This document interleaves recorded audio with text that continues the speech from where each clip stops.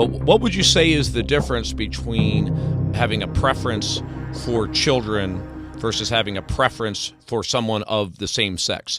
Let me qualify that just to be clear that I draw a huge distinction, as everyone should, between consenting adults. Consenting adults should be able to do whatever the hell they want. Government should be the hell out of the way, whatever consenting adults want to do.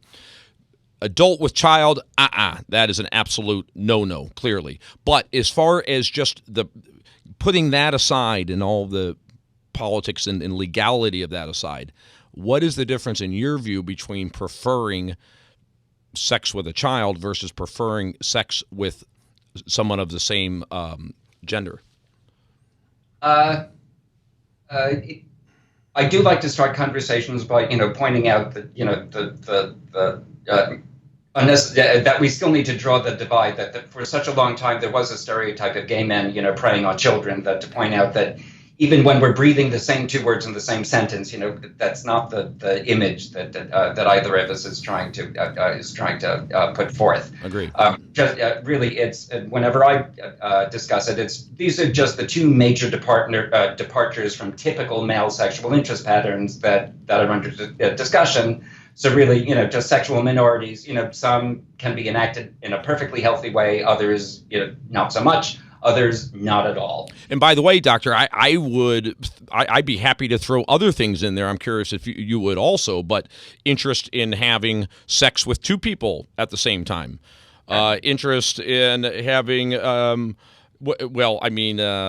interest in anal sex versus vaginal sex, role playing, S&M, right? I mean, there's all kinds of sexual preferences, and so should they all be lumped together or not? And in particular, though, speaking about pedophilia and homosexuality. For some situations, they can reasonably be lumped together, and in other situations, there's something unique about one or more of them where it can't be so easily lumped together with the others. For example, some fantasies can be acted out with other people. Other fantasies, can't be acted out without the potential to harm somebody else. And others, are just, people who, for example, want to transform into another species. It's simply not possible. They can only. But as far as what it is and what causes this in people to have these different preferences, what's the answer to that? That's the $64,000 question. That's if I ever produce something new and big in the rest of my career, that's the question I hope to hit. I'm calling it the grand unified theory of the sexual interest patterns. Now it's been pretty well set that even though homosexuality and the paraphilias, the other atypical sexualities, even though they are different departures from typical, they seem to be related to completely different mechanisms in the brain. They don't seem to be related to each other in any way, in any meaningful or any direct way. For example, homosexuality really seems to be related to the masculinization of the brain. In utero, all fetuses begin as female.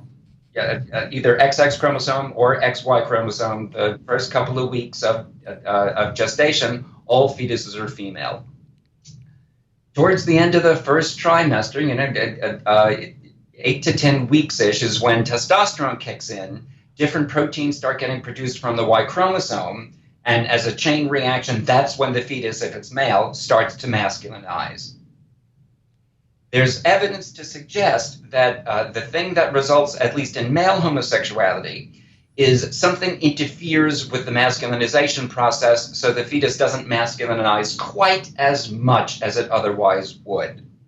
And one of those under or less masculinization things is the flip of being attracted to women instead of being attracted to men. As I said, fetuses start as female. Testosterone kicks in early, and the brain develops in such a way to be attracted to female. That switch doesn't seem to happen in homosexuality, and other switches that go along are the again, they're a bit of a stereotype, but it's, on survey after survey, there actually is true that gay men are more effeminate, more comfortable with a a greater proportion of feminine behaviors and interests than heterosexual men are.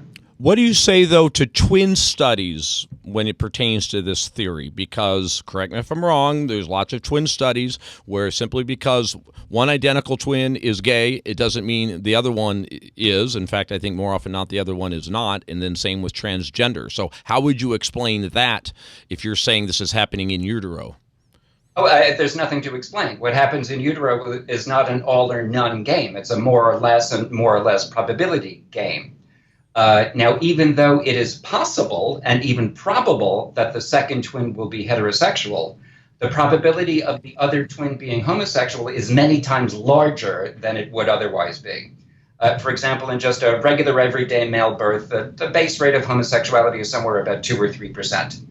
If someone has a gay sibling, especially a gay twin, then the other one is closer to 10 to 12% likely to be homosexual.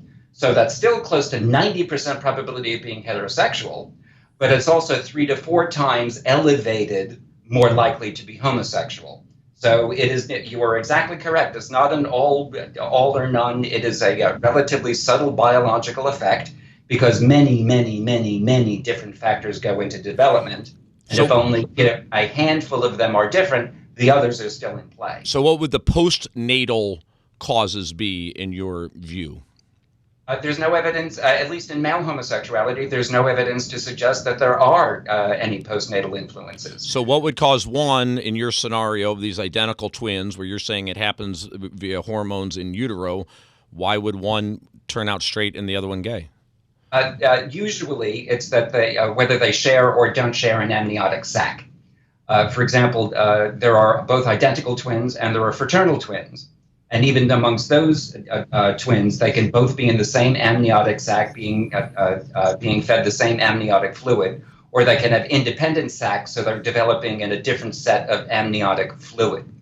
The other thing that makes twins different is that even when they do share the same amniotic sac, one is actually closer to where the umbilical cord projects into it, and therefore gets first crack at all of the nutrition. And that one tends to be the dominant of the two twins, even though they might be genetically identical. Now, speaking of politics, do you, speaking honestly, have any political motivation to say that it happens prior to birth and therefore you're born this way and therefore society should be more accepting because you're born this way? No, I think society should be more accepting because society should be more accepting. Whether it's biological or not it doesn't matter. Okay, I 100% agree with that. I'm glad that you said that because exactly, whatever the cause is, there's zero reason for society not to be accepting of this. But I do think that there are people that, pardon me? And vice versa. Just because something is biological doesn't mean that it's there's no shortage number of biological diseases. So saying that something is biological, we do not automatically therefore declare, aha, it's normal.